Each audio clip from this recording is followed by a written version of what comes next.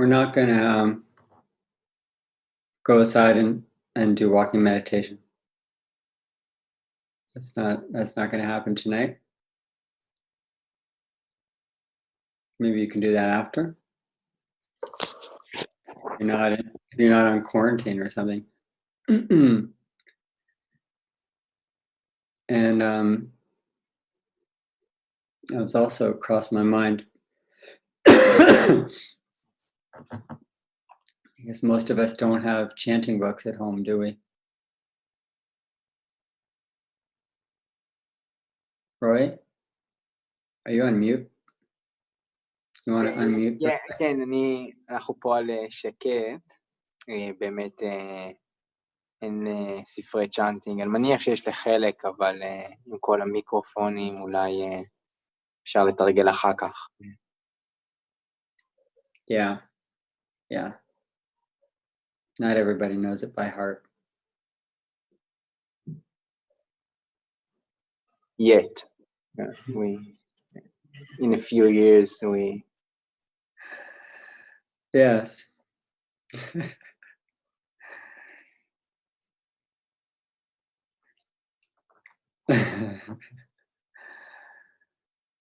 When everyone's a monk because there's no work.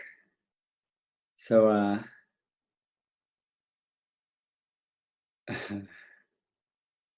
but yeah, there's inner chanting, silent chanting.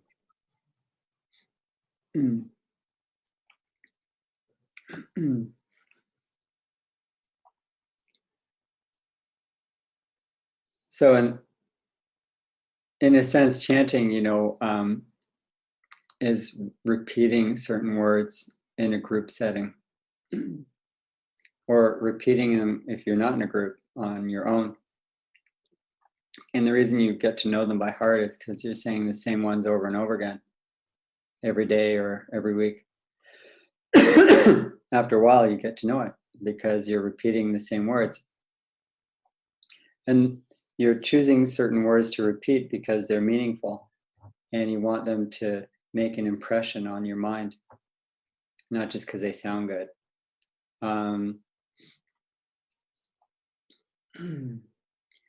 So I'm going to connect this for 1 second to the question we got last week. I think it was Amir. I don't know if he's here. He said, "So how do you practice with this this situation? How do you practice with a virus?" And I think the chanting is another good approach. And I don't mean really the literal chanting, but I mean what the chanting is about. It's repeating certain messages into our mind and hearts that we want to always remember, to know it by heart. So the way to practice with a difficulty, and whether this is different than other difficulties, I don't know, but is to try to create a frame of meaning around it. Because if you have a difficulty and it doesn't have any meaning, then it's just, pain without meaning is double pain. Many of us have read that wonderful book by Viktor Frankl, Man's Search for Meaning. And when he was in the Holocaust and he survived by finding meaning, and our situation no way compares to that. But any pain, I think it's relevant to any suffering, no matter how big or small, how hard or easy. The way to practice first and foremost is create a framework of meaning, and that's what chanting does in a sense. What's our perspective on what we're experiencing? What's our perspective? What's our point of view? without the meaning, the mind turns to fear. That's a natural response because you're just facing the unknown. And that's why people also are very afraid of death, because it's not the death they know that they're afraid of. It's the death they don't know that they're afraid of. You know, it's that great unknown. Because basically our mind expects the worst. So the idea of chanting, and I'm using it as chanting as a way of reminding yourself.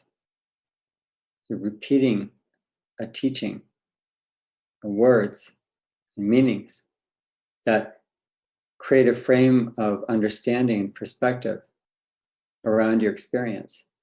And without that, your experience is just like, why random? Like, why is this happening? And random is usually bad.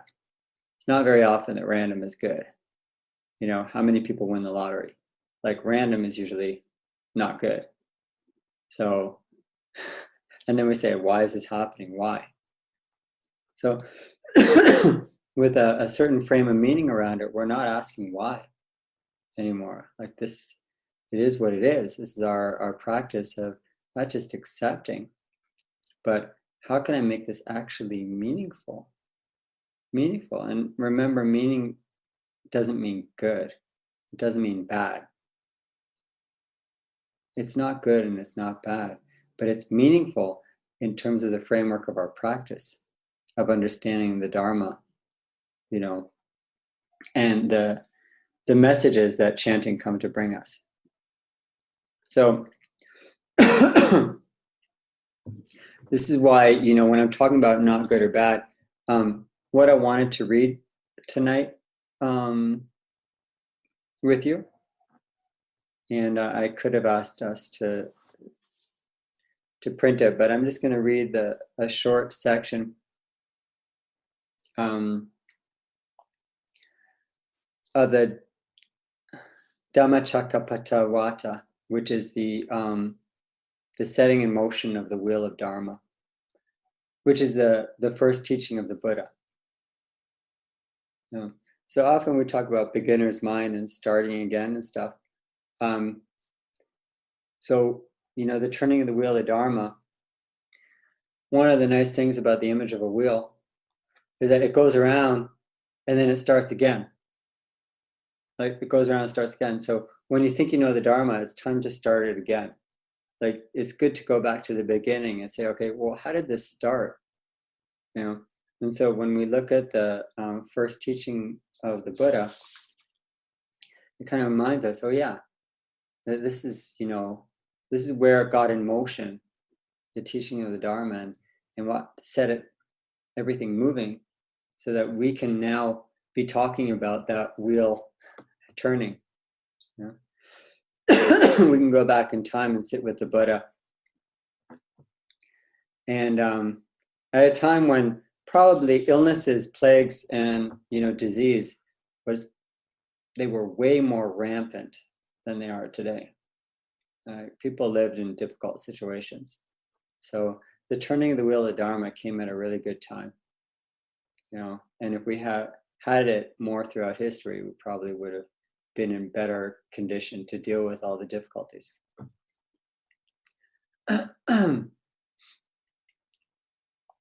We have to remember, though, that the Buddha's search for meaning in life, you know, there's man's search for meaning, the Buddha's search for meaning. It happened before the turning of the wheel, meaning before he sat in Sarnath outside of Varanasi and taught his 5 disciples. It happened before that. Remember, what got him moving walking on the road was encountering the you know, the 3 signs. So we all know the story that when he left his palace and he went out with his cousin Channa and he went walking around the streets of the city, he encountered someone who was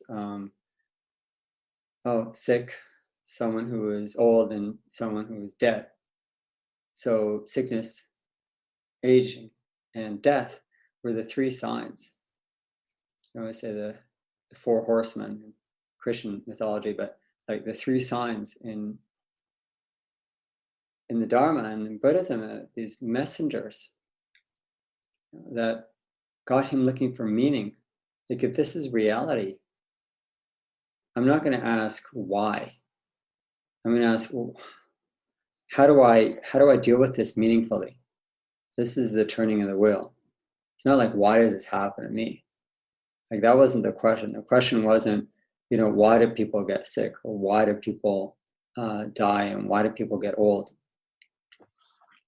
Question more is, when he met the holy man, which was the fourth sign, well, how are you dealing with this? Like, you look pretty peaceful.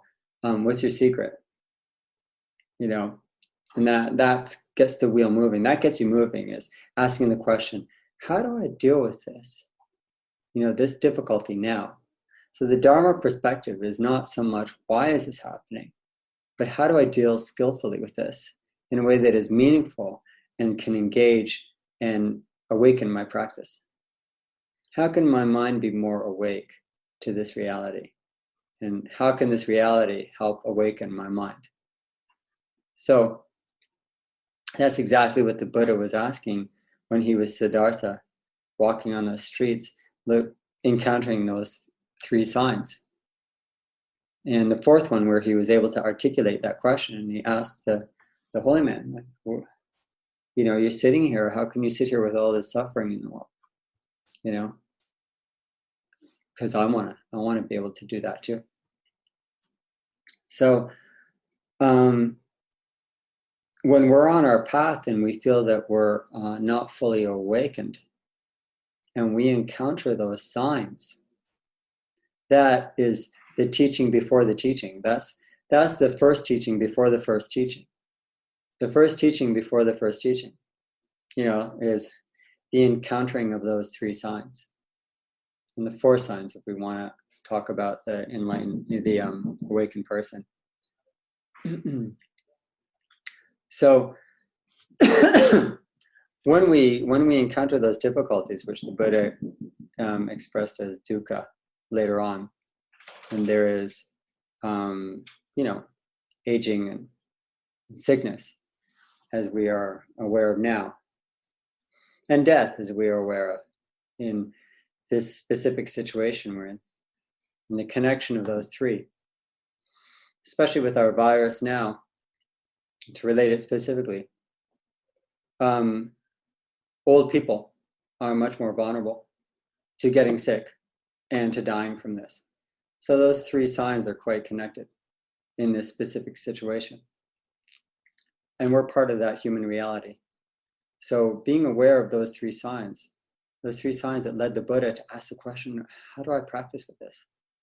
That should be our question. And if it's being aware of fear, or if it's being aware of your own internal response to what you're reading, what you're seeing, and what you're experiencing, we always want to practice our chanting. Meaning, I'm using chanting here as a way of chanting or using teachings to remind you of the frame of reference you want to have. That's how I'm talking about chanting. Okay?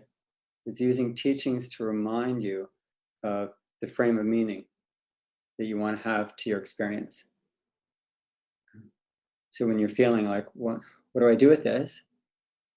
Whether you're home alone, or we're on the street, or whether you can't go to work or can't go to school, how can I remind myself of a meaningful way to practice with this? So it's not just random. So remember the Buddha's teaching before the teaching, which is the three signs. And the fourth sign, which was somebody who maintained composure in the midst of the storm, the human storm of difficulty and dukkha. So then after he practiced for 6 years, we know, went through all sorts of hardships, following different teachers, and spending a lot of time with these 5 ascetics. He left them, sat under the Bodhi tree, became enlightened, fully awakened, and then, according to tradition, he remained silent for 49 days. He didn't talk, he didn't teach. He was like just processing this incredible awakening, but also looked around and said to himself that I can't, nobody's going to get this. Like, no one can understand this. Until he was asked or begged by Brahma to please teach, the world needs you. He, acceded, he agreed, and then traveled to outside of Varanasi, Sarnath, which is the deer park there. There's a deer park. Some of you, I'm sure, have gone there and maybe done retreats there even, or done some sitting. It's one of those powerful pilgrimage places in the Buddhist world. Close, just half an hour outside of Varanasi. And this is the teaching he gave. So this is the first teaching, which is the turning the wheel. Excuse me.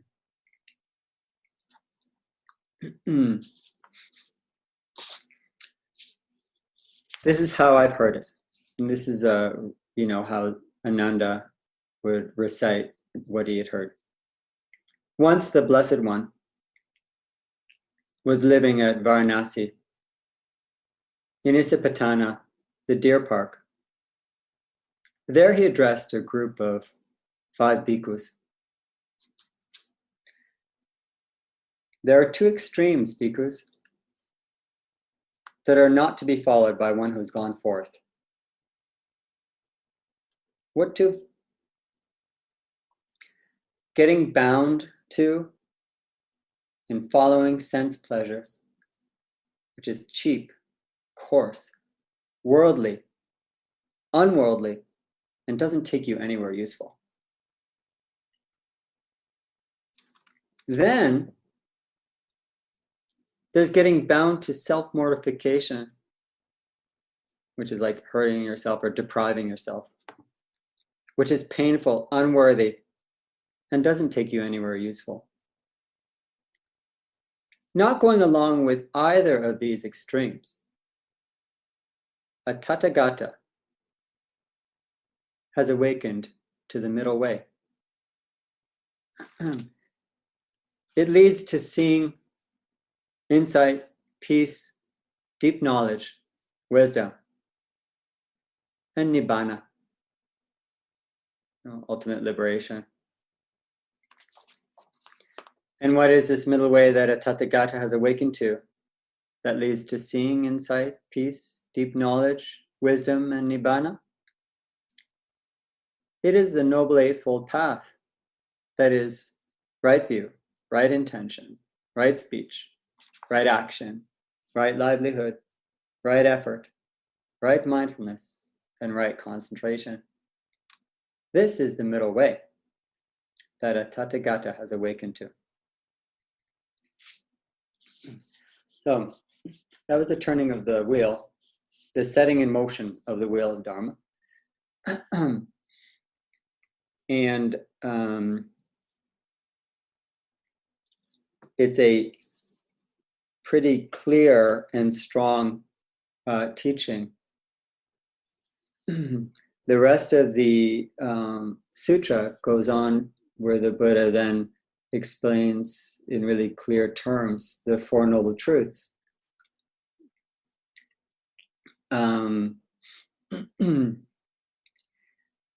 Which is a whole teaching. And he goes over them twice and explains them. And it's really quite powerful. So what I'm interested here with this first teaching, the setting in motion, right, is that what exactly middle way is. The Dharma is called the middle way. And sometimes we think the middle way is like a balance. It's like between 0 and 10 is 5. And that's not necessarily, it's not the midpoint between the extremes. It's not the midpoint between the extremes. So the middle way is, as we hear and as the Buddha defined, it's avoiding extremes. But how do you avoid the extremes? This is what's really wonderful about the teaching, is the Buddha doesn't just tell us to avoid extremes. The Buddha then instructs us very clearly and then spends a lot of teachings afterwards going over the Eightfold Path. So if we want to know what the middle way is and how to live a meaningful life, we have clear instructions. How do I practice with a difficult situation? How do I become free from suffering? How do I observe my environment and my situation in a meaningful way? But what is the frame of meaning that's going to give me perspective and balance and equanimity and ability to deal skillfully with difficult and changing situations and rapidly changing situations? So I really don't know what to expect from one day to the next, which some of us may feel. So that middle way, it may not be so tangible and so clear to say, okay, don't go after sense pleasures, don't be attached to sense pleasures, and yet don't avoid everything and deny yourself everything. That's, one understanding of it. Okay, but that doesn't create the whole world of meaning that the Dharma involves, And what keeps it turning is the fact that we have this, actual wheel with 8 spokes, which is the Eightfold Noble Path. And that is what the middle way means. So we can choose any of the Eightfold Path to apply to our situation, whatever it may be.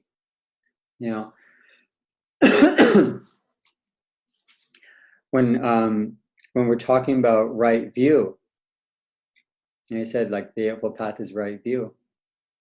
That starts with right view.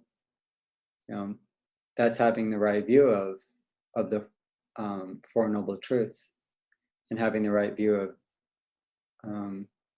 karma, and having the right understanding, right view, right understanding, right, of the nature of reality, of anicca, anatta, and dukkha, of impermanence and non-self and difficulty, suffering. So that's right view.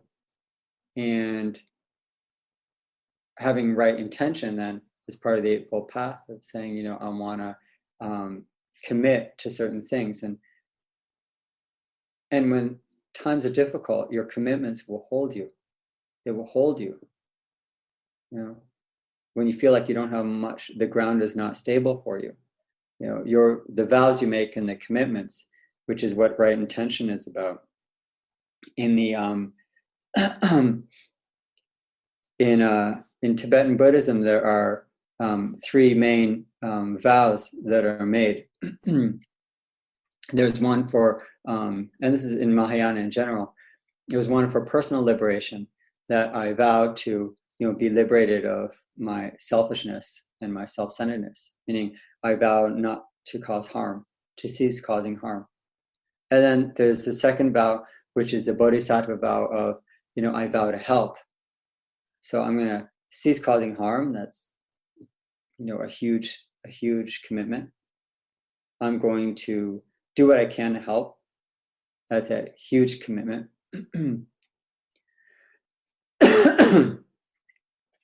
And the third vow is to embrace the world as it is, without bias or judgment. And that's to view everything as an aid to your own awakening. So I'm not going to judge it. The two extremes is saying like, you know, what the Buddha talked with the first definition of the middle way. These two extremes are, oh, sensual pleasure, and it can be anything that I'm attached to and I love. It's like, it's so good, I really like this. And, you know, self-mortification or denial is saying this is bad and I don't like it. But the middle way is seeing reality as it is, as a path to awakening. And it's not about what is painful or pleasurable or what I like or what I don't like. You know, but if I see it all in the framework of, you know, I commit to see everything as part of my path of true awakening. So those three vows are what right intention is. You know, I vow to cease from harm. I vow to try to help more and benefit others. And I vow to see the world in reality clearly without my own prejudices. So that's pretty amazing, those commitments. And if we can make those more frequently, at least on a daily basis, when you get up and when you go to bed, then that creates a frame of meaning around your experience throughout the day. So even if you didn't have that frame while you're going through the day, and like you forgot it and you just got, you know, anxious or upset, or perhaps, you know, I don't know, just too involved in something, at the end of the day, you can reframe it. It's never too late to reframe your experience, you know, because then it'll make tomorrow when you get up more likely that you'll start with that frame again. Yeah. So don't beat yourself up for having, you know, getting lost in all of the, oh, you know, everything that your world involves. Because you always have the option to stop and say, okay, what are the vows I want to make? I want to revow this, which is, you know, the chanting again. You know, I'm going to re-chant. I'm going to chant my vows, my commitments. In the perspective of Dharma, that's going to create a sense of right intention. So we have right view and right intention, which are really like the foundation of the path. And that's why the Buddha starts with, you know, the Eightfold Path being there's right view and right intention. And then we go into the other aspects of the path, which is the way we can sort of live a meaningful life in any situation.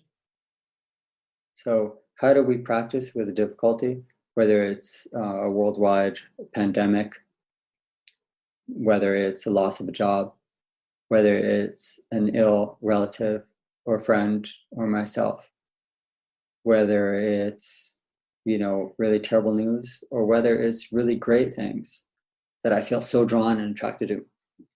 All of these things that create aversion or attachment.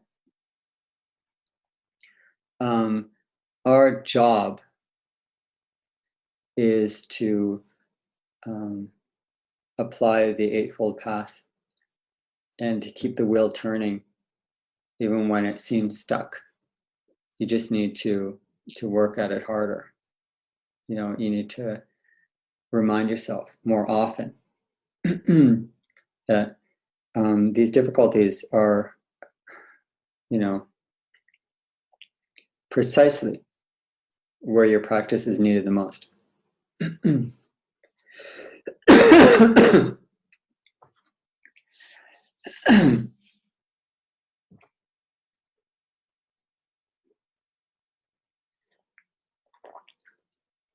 Suzuki Roshi said that being alive is getting on a boat that you know is going to sink. So we just don't know how long it's going to take, but if we know that it's going to happen, then you know, there's no time to start like working hard.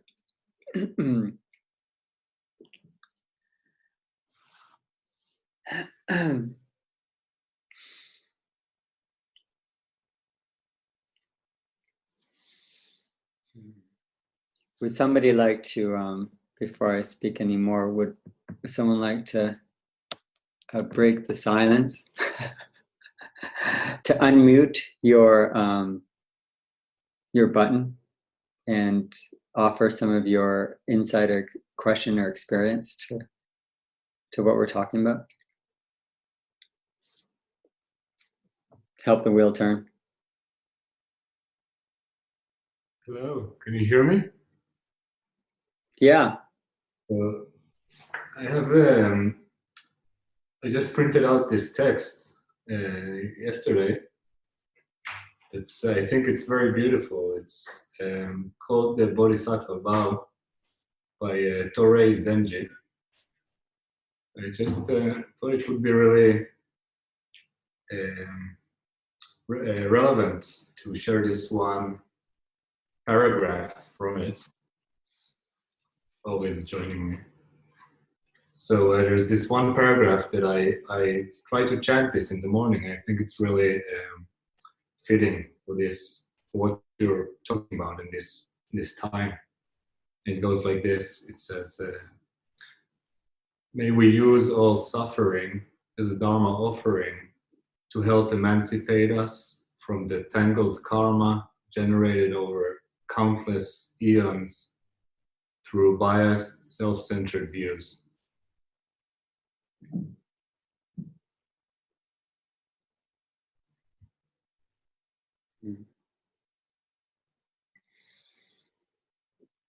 Yes.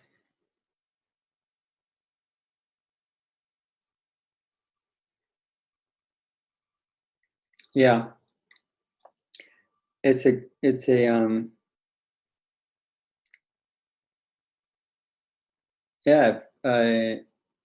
that chant is,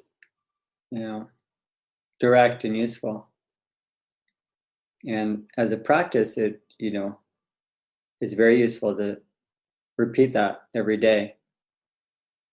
So,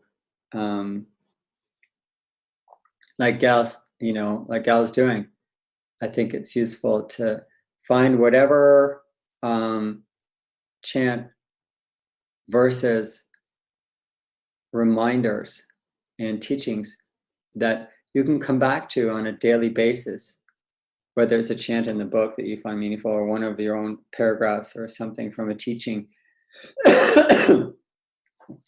and to use that as a practice, that every day before or after you're sitting, start your day with something that will give you some meaningful framework and commitment. Yeah.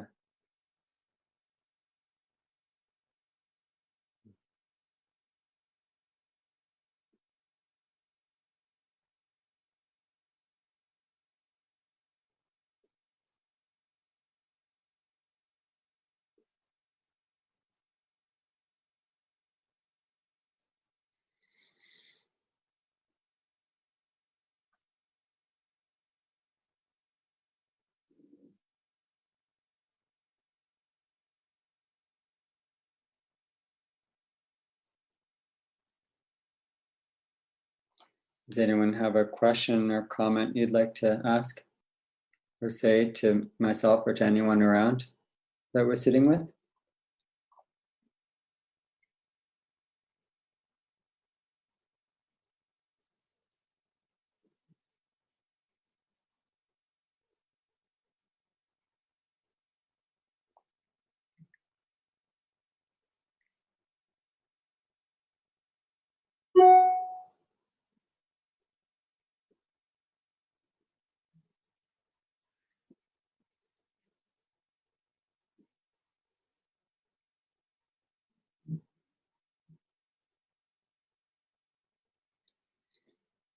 I think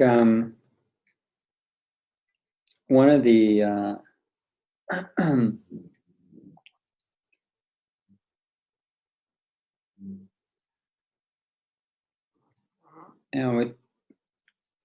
there's a lot of teaching about utilizing what we have and the situations we have to encourage our practice and awakening, and how difficult it is to deal with ambiguity, with unknown, with insecurity, and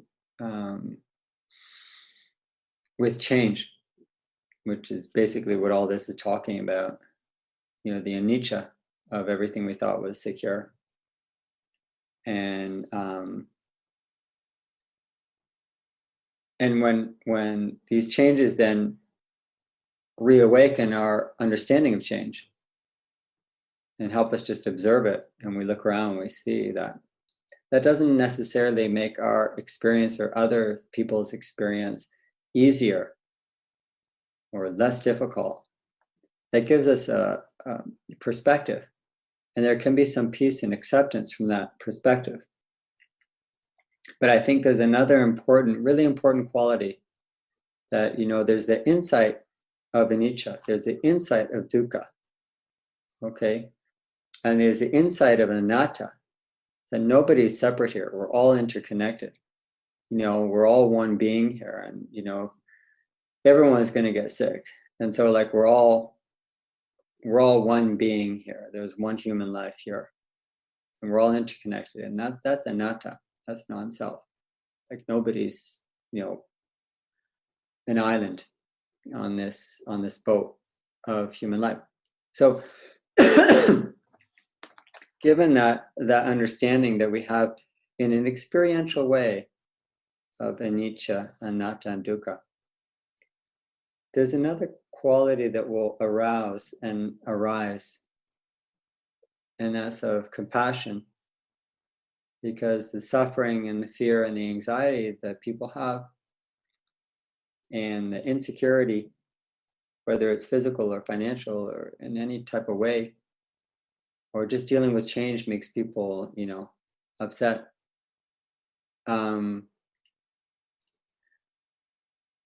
We have a gift, and it's not only a gift for ourselves. It's the gift that we can offer. You could say that the insight that comes from anicca and anicca and anatta and dukkha, from understanding and seeing around us the world, the truth of change, suffering, and non-self, that's a sort of armor. You could say it's a sort of protection. That's a protection, right? That really is protection. It helps us, you know, against the difficulties, protect us. But the medicine is compassion. And so not only can we protect and offer protection to others through this insight that we have, that we can generate through change and difficulty, but there's a medicine we can start to offer more of, and that's the medicine of compassion. That we see their pain and our pain, and, you know, we care about it, and we wish it to be relieved, and we want to live in such a way that will help relieve that. So the eyes and the heart of compassion is, you know, another natural response that our practice can awaken and develop, and that's a treasure and a gift and a medicine that we can offer more of.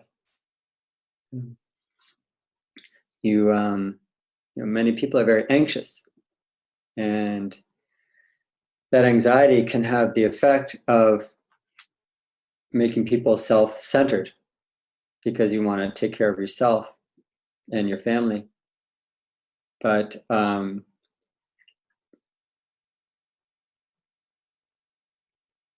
we can go in a different direction, and that's something that our practice and our insight can offer.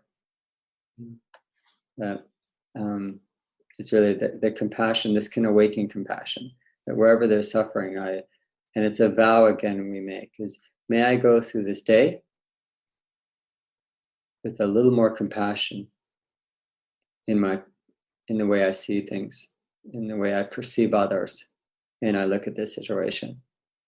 You know, may I walk the streets and read the news and do my shopping more with the eyes of compassion, so that when I meet others who are suffering, I have an alternative. I care, and I want to radiate that a little more. So that's a vow again, and a commitment we make. I want to be free from the difficult karma, but I also want to help others be free from it too. And that's the compassion aspect. I think it's actually a really valuable time. That a difficult time is a valuable time. It's the time when your practice is, more important, and where your compassion is really crucial, because there's less of it around. So, and more of it needed. So if we can consider that and make certain vows, and even write them and keep them by your bed, and I vow to cause less harm, I vow to help more, I vow to go through my day with more compassion, and I vow to see all things with more clarity. So I think it's pretty, this will turn this into a really important and even special opportunity.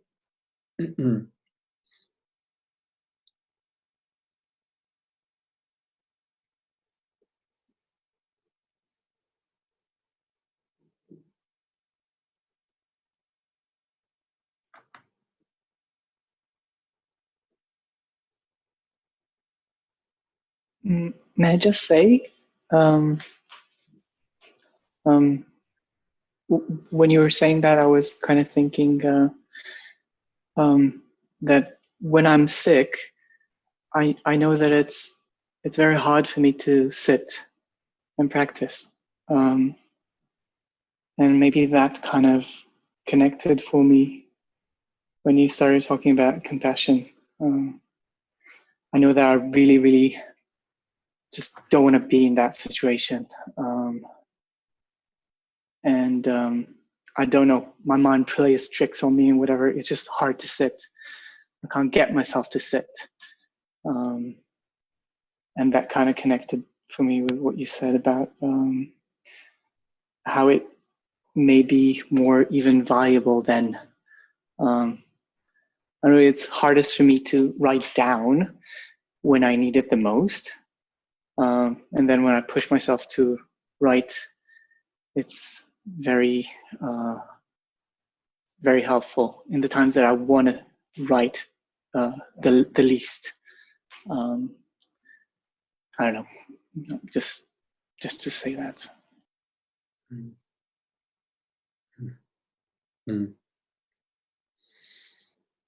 Yeah.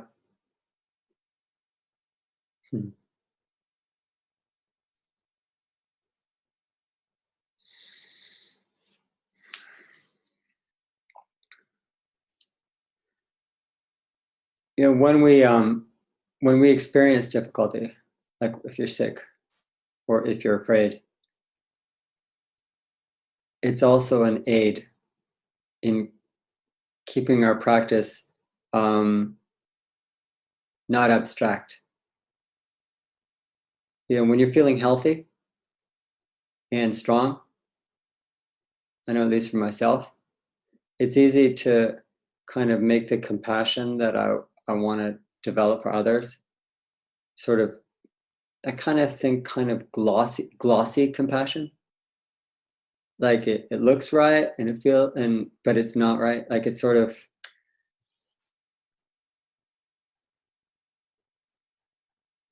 almost synthetic compassion. But when we experience difficulty,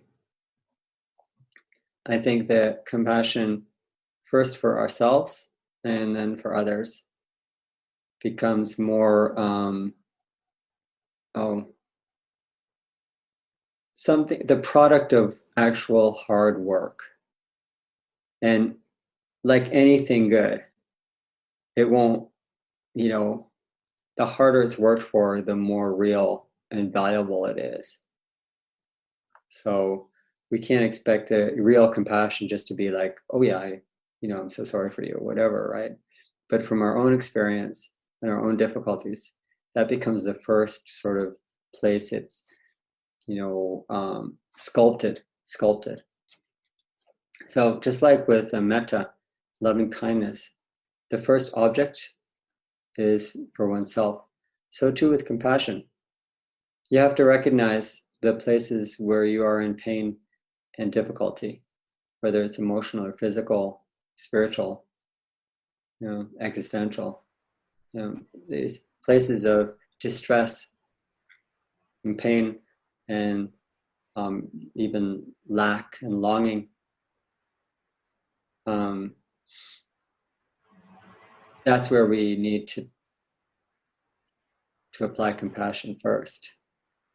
Because if we can apply it there, then we'll make it real enough so that we can offer something on the outside.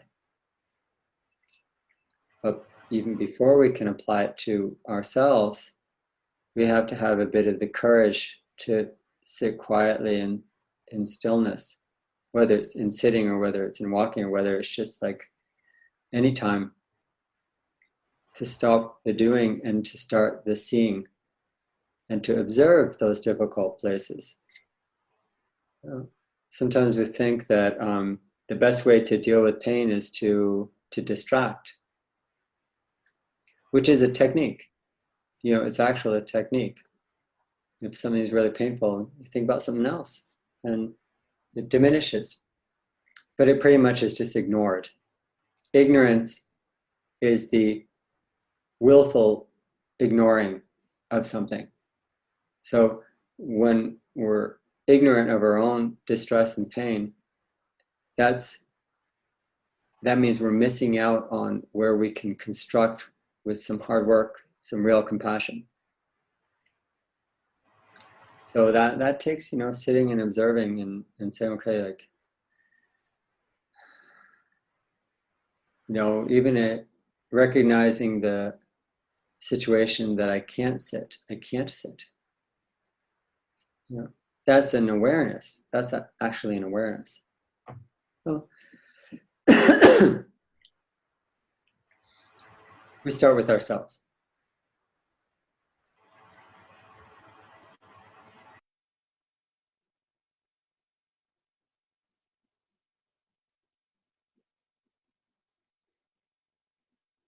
This practice also, I want to emphasize, is not like there's an hour in the morning where I do this. Maybe you don't have an hour in the morning at all.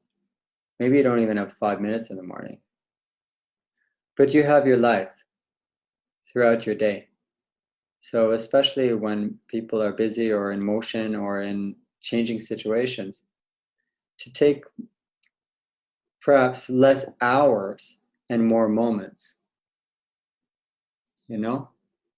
So stop and start as frequently as you can throughout the day to do a sort of checkup.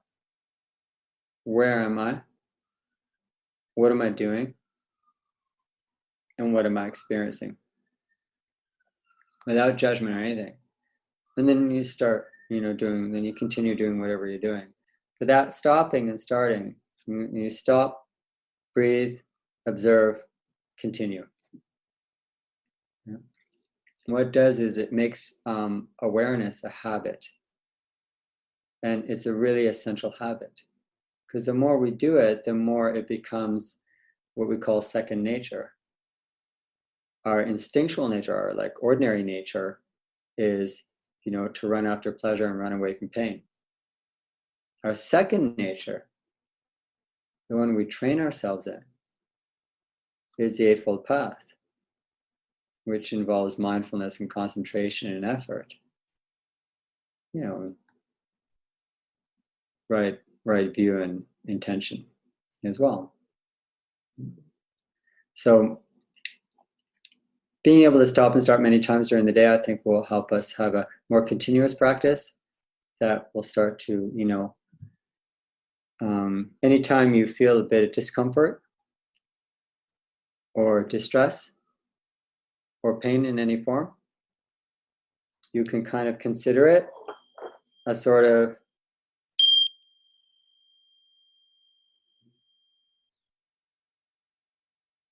the bell rang, there was dukkha in whatever form. So if we can start to approach dukkha as a mindfulness bell, so we take 1 second to stop, breathe, observe. Okay, you stop, breathe, observe, continue. Do that. As often as you experience dukkha, there's that, awareness practice. And then the bookmarks of your day, in the beginning and end, at the beginning of rising and the end of rest, are the times to do your chanting, whatever we mean by chanting, like to remind yourself of your intentions, to recommit to the path that you want to be on throughout the day, and then the path that you want to, review your day with. To review your day is an interesting word, because to review means to look again. So it doesn't just mean that you're remembering everything you did during the day, but you're looking at it with a different view. Perhaps you missed the Dharma that was, available during the day. So when you review your day, you just take a few moments or minutes to say, okay, what happened today? And how can I look at it through the eyes of the Dharma? And it can become a teaching and a practice and path for me by reminding myself of these commitments, these vows. Then your day suddenly has a new frame and understanding to it. And even if you're lost all the day, at the end of the day, if you review it through your commitments, then the day has become a day of practice. What matters is where your mind is now, not where it was an hour ago. And so at the end of the day, when you review it, you're situating your mind in a place of practice. So I encourage you to do that at the end of your day before rest, and at the beginning of the day before you begin your activities.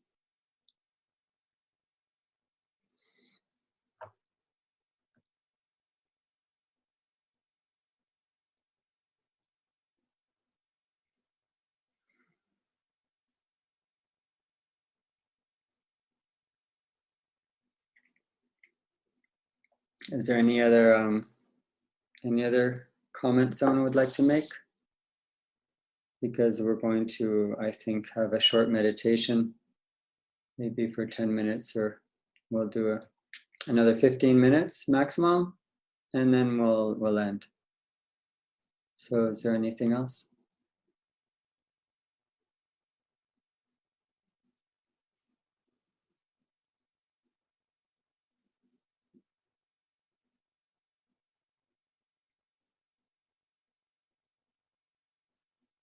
You can always write me an email. So let us sit for a few minutes now to support each other in our silence and in our sitting. Okay.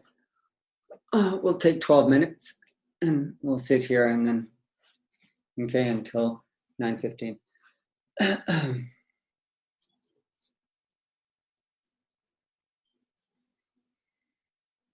So get yourself into a comfortable position.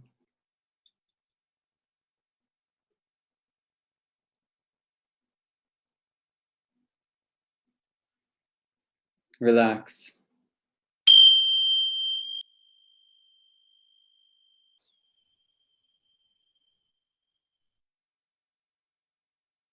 So I want to finish with arousing an intention.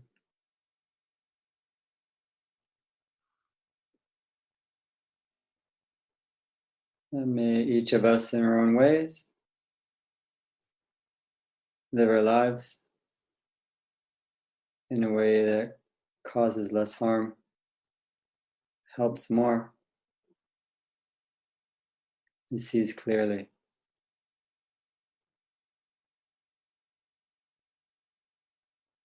May compassion spread and increase, and may suffering end.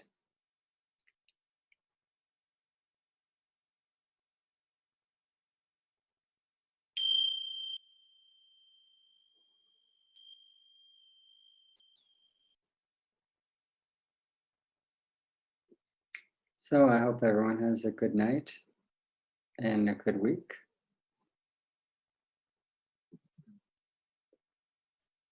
Thank you so much, Daniel. And thank you all for being here. תודה לכולם. טוב לראות אתכם, או אפילו את השמות שלכם על המסך. זה נראה לי מסדר קצת מפתיע. וכן, אני חושב כמו שגם דניאל אמר, אפילו שהאווירה היא די שונה מהגלעד, לשבת לבד, ועדיין יש לזה הרבה ערך, ובמיוחד בזמנים כאלה. אז תודה לכולם. אני אשמח אם יש הצעות או היו בעיות או משהו, אז אפשר לשלוח לי גם באופן פרטי, לא בקבוצה של הגלעד.